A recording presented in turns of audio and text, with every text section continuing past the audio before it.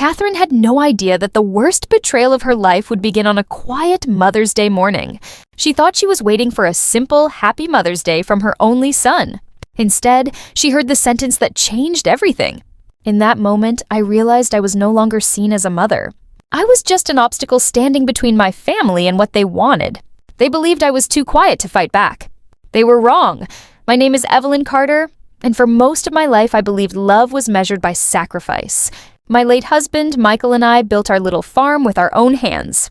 Every fence, every tree, every room inside that house carried a memory of our family.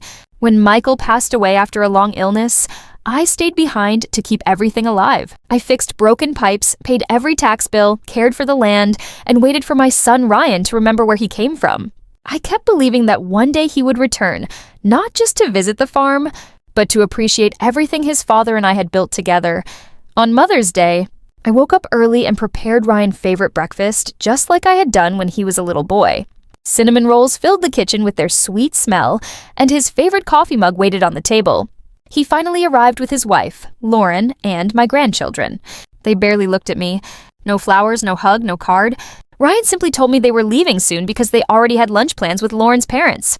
I smiled anyway because mothers become experts at hiding disappointment. While everyone was eating, Ryan laughed with a friend who had come along and casually pointed around the house.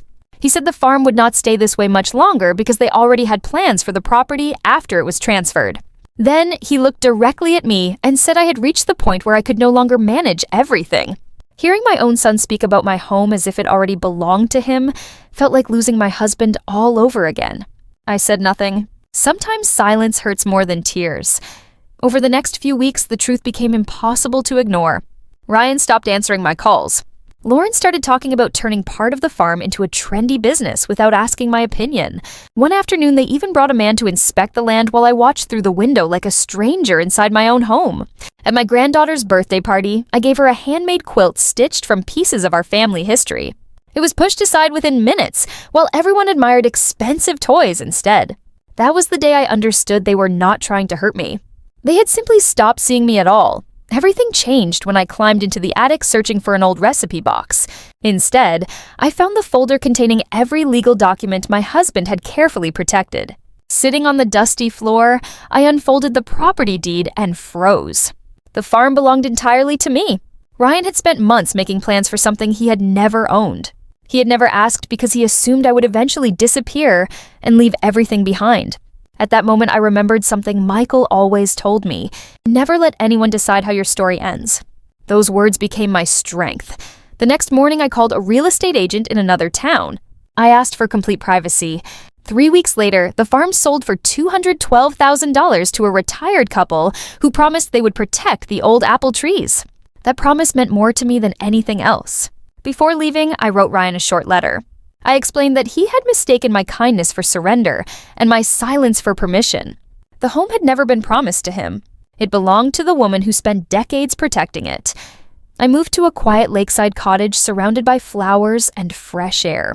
For the first time in years, the silence felt peaceful instead of lonely. I planted lavender, hung my husband's wind chimes on the porch, and quietly donated part of the money to a shelter helping women rebuild their lives.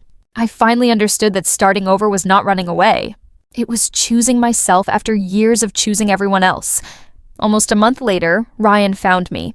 He stood outside my gate looking nervous, asking if I had really sold the farm. I calmly told him yes. He admitted he thought it had always been his. I answered with the truth that changed his expression forever. You never asked because you assumed I would always be here waiting. He lowered his head, finally realizing that he had spent years treating his mother like furniture instead of family. We sat together in silence before he asked what would happen next. I handed him another letter explaining that he was still part of my life, but no longer the center of it. Love does not mean giving someone permission to erase you. Forgiveness does not require surrender. For the first time in many years, my son looked at me instead of through me. As the sun disappeared behind the lake that evening, I realized revenge is not always loud. Sometimes the greatest victory is quietly walking away before someone else decides your worth. I did not lose my family that year. I found myself again, and that was worth far more than any piece of land ever could.